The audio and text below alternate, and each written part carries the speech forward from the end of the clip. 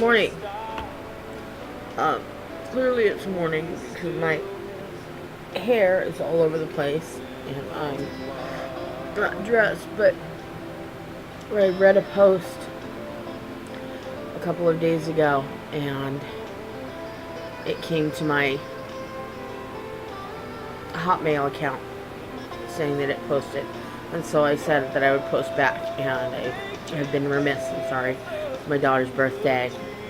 And with a new grandbaby and feeling a little more invigorated and capable of getting out and feeling a little better.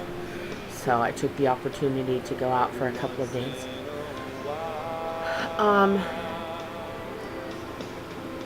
Things are weird, I guess I could say. The post asked me about my feelings and commented on theirs, and I posted back that my feelings were a little weird. I'm not feeling the pain that I thought I would feel afterwards. I came off the pain medication a lot faster than expected. I've spoken with a couple of people who had this surgery who said no, the pain was really bad. One of them had every side effect, every initial problem you can have. And he is fabulous, but yeah, I didn't have any of those. I've been very lucky, very blessed. I'm not entirely sure why, but I've always been really healthy through all of this. I don't have the health issues that a lot of people have going in, and so I think it's made it easier for me to go into the surgery and to come out of it. I spent so much time focused on this surgery for 10 years in Oregon trying to get it, and one of the requests came back denied again because they will not approve surgery unless you've got another comorbid diagnosis. And I didn't. So the letter said you're so healthy it would change your appearance, not your health, so it's considered cosmetic surgery, and we don't do cosmetic surgery. And I remember just looking at the paper laughing, thinking, cosmetic or not, I'm dying slowly by inches. I may not be dying by leaps and bounds, but nonetheless, it's expensive. I get housing assistance. I got food stamps in Oregon. I was living on Social Security. I was getting in-home supportive services. They were covering all of my medical costs, all of my pills. I take a pharmacy because everybody's giving me stuff to prevent me from getting diabetes and high blood pressure and high cholesterol and all of these other issues that I don't actually have. But the doctors are worried because at my weight and my height, I absolutely am weight proportionally way out of whack and should have had all of these things, but I don't. And so they give me all these things. I take a dang pharmacy every single day, and they won't give me surgery because it would only change my appearance. I was so pissed off. The more I get into these, you're probably going to find that I'm a little more lax in my language. I could cuss the air blue around a sailor. But I will try and use my grandma behavior. My language tends to get more colorful as I get more passionate. And I said that I was going to be honest on these. And I'm not just sitting back looking at the camera from a distance. I'm using my webcam on my computer in front of me on the table, and so I'm leaning into it this time. And so please forgive me if I offend anybody. Anyway, I spent 10 years fighting for it up there, and then 2 years down here knowing that it was a given that California considers it preventative maintenance, preventative health care. Pay for the surgery on one end. It may be expensive, but it's going to save way big on the other end when they start taking me off all this stuff. That I can get up out of the wheelchair that they provided, because California won't fix anything that anybody else pays for. So I came down here. I got Turns out I have sleep apnea. Not a fat person thing like the arthritis, not a fat person thing. But I'm also a natural CO2 retainer, and I didn't know either of those things.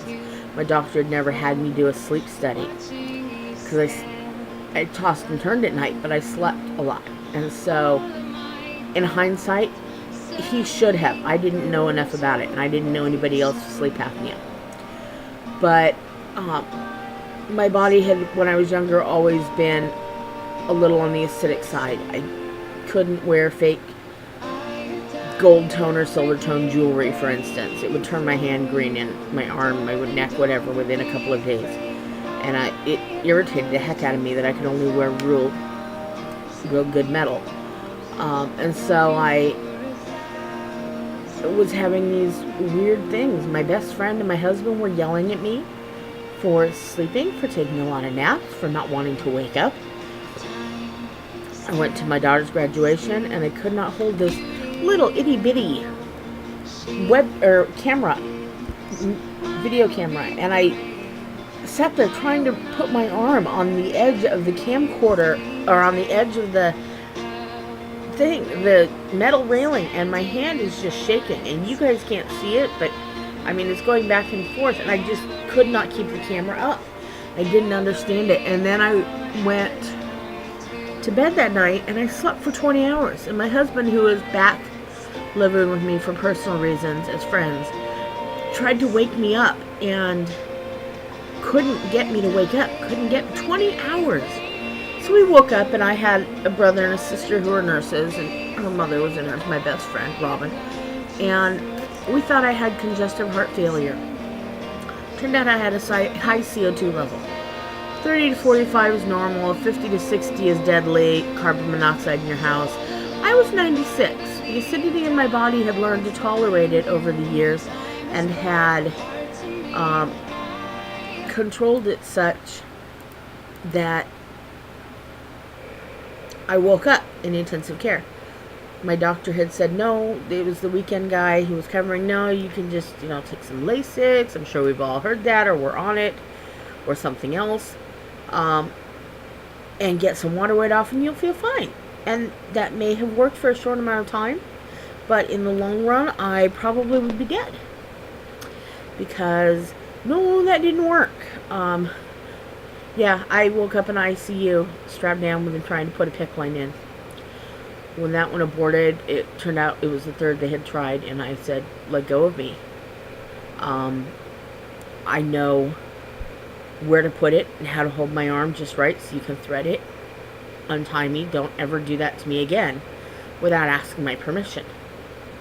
So after 3 failed attempts, trying in both arms, fourth one went in with me awake. No tying me down, no anesthesia, no numbness, no nothing. Just slide it right in where I said. Be aware of your bodies is the message in this one. Be aware of your body. If you were aware of how your body feels, because your doctors can tell you all kinds of things. They'll tell you, they know what they're talking about. You don't need this, you don't need that. I'm not saying turn into a hypochondriac and question every single thing. I'm saying ask about your health care. Listen to your body. What's normal for your body? What does your body usually feel like? And when something starts to feel different, start asking questions.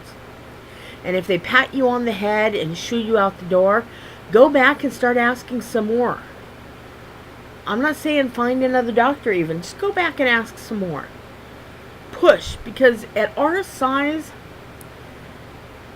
anywhere close to my size, you know when your body hurts. You know when your body's sore. You know when your body's at its worst during the day, especially if you're not on any pain medication. You're going to know when your body's a little out of whack. So pay attention to those things, because you never know what it can be. And doctors pat us on the head and say it's because you're fat. All fat people hear that. It's because you're fat. Don't buy into that. You know your body. So pay attention to it. Because I was told that had I waited to schedule an appointment during the week with my doctor and gone, he wouldn't have found it. The only way to know that I had a high CO2 level like that was to run an ABG, an arterial blood gas that they have to take from your veins in your wrist. It's the only place. And it hurts like hell because there's nothing but nerves. There is no fat down there to cushion, nothing. The vein runs right along a nerve, and yeah, they every single time poke me, and my body will be writhing in pain. But my arm will not move from the shoulder down. That arm is completely steady because I don't ever want to be tied down like that again. So yeah, don't let somebody else be in control of your health care. Keep an eye on your own body. Anyway, so yeah, I spent 12 years, all told, roughly, waiting for this surgery. 2 years down here in California because I got hooked up with another doctor and his organization, and then they changed hospitals, and I couldn't do it there. So I had to start over with a new doctor and jump through hoops again. Otherwise, it would have been like probably a year. I changed doctors about 6 months into. So yeah, probably about a year, give or take, all told. Waiting here, so 11 years. But it's been 12 years since I started, and my mind was so focused on the bottom line. Surgery, it's gonna hurt, you're gonna get through it, but you're fine. You've got a high pain tolerance, I kept telling myself, and I do. I have a high pain tolerance. And I went into it, I didn't feel hungry or deprived during the water diet very often. I cheated. I'll own it. Girl Scouts honor. I cheated. I cheated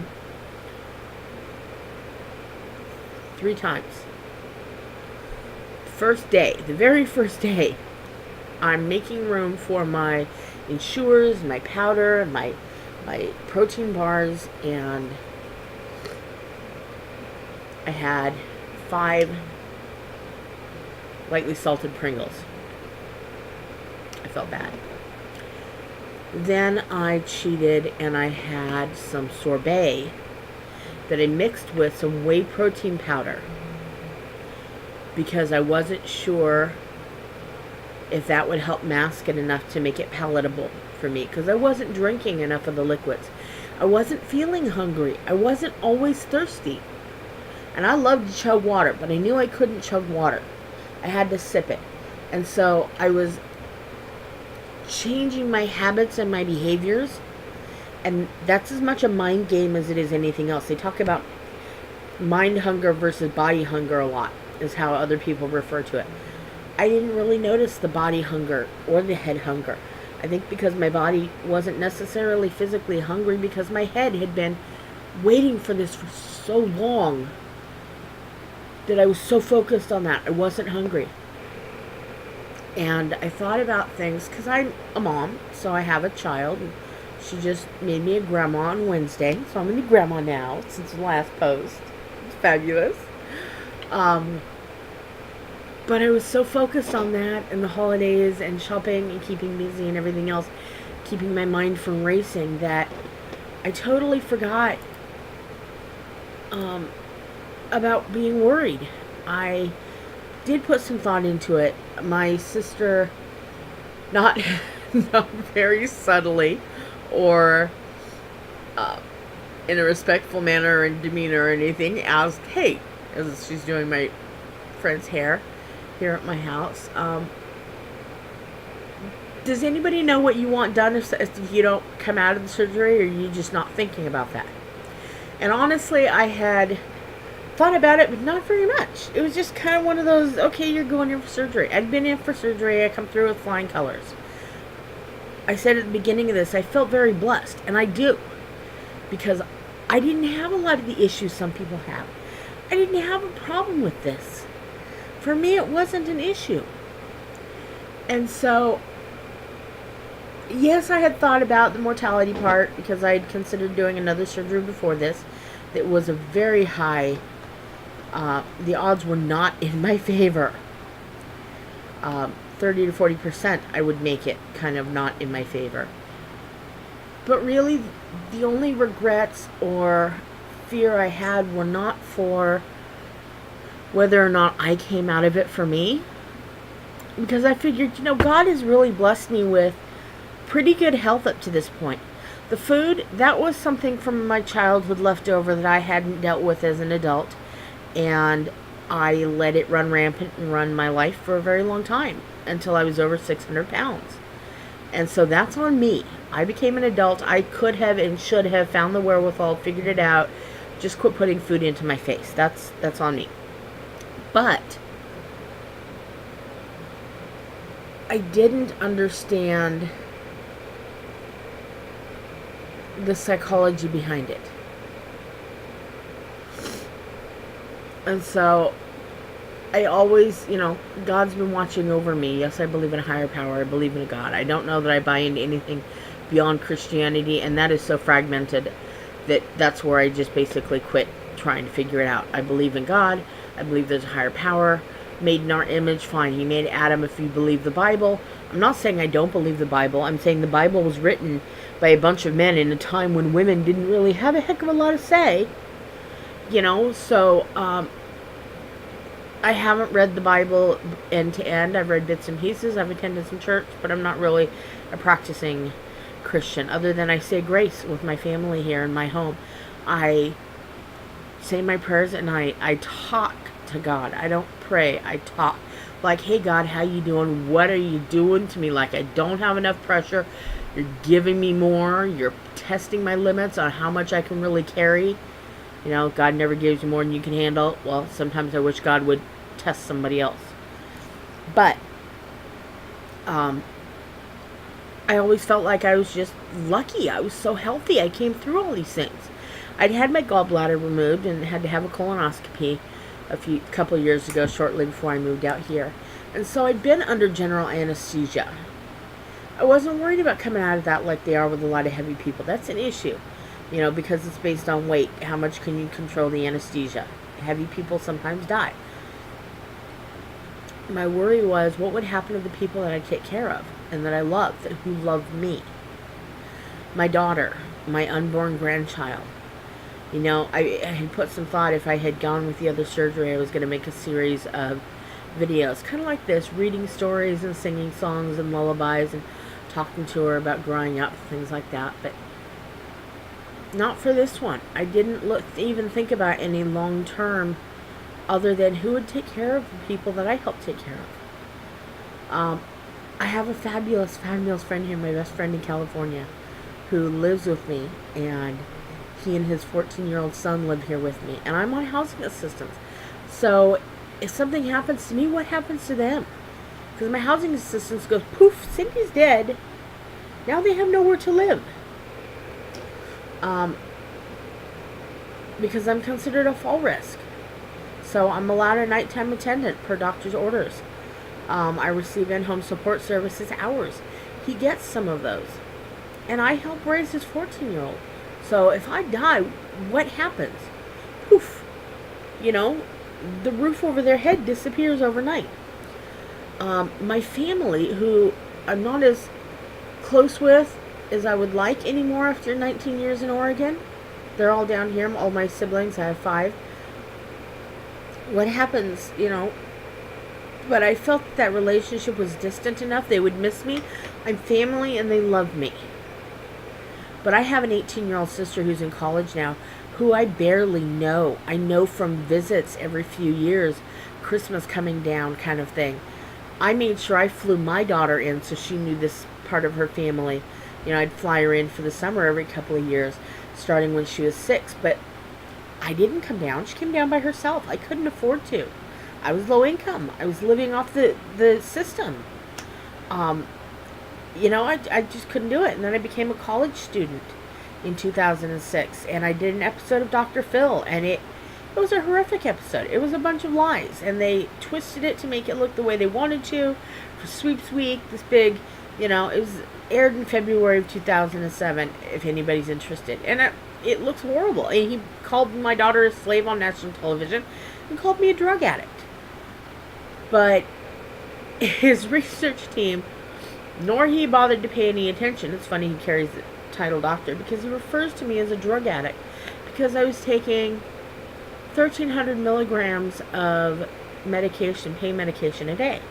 But what I was actually getting was 5 milligrams of Vicodin and whatever it was of acetaminophen so that I was taking 20 milligrams of Vicodin a day when I took it all, and the rest of it was acetaminophen. So the guy came out looking like a chump. And it was called on the web line, the chat room. They wouldn't let me or my friend Robin respond.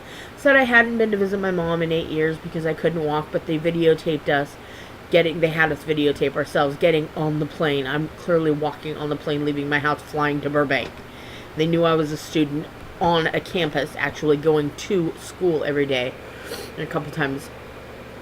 And they knew that I had already purchased Amtrak tickets to come down to visit my family. So it was a total sham. But, I learned some really good lessons. Like, I can get up with 48 hours notice, pack my stuff, and fly to Burbank. Sleep on a low seat, not shower because there's not a shower bench in the shower.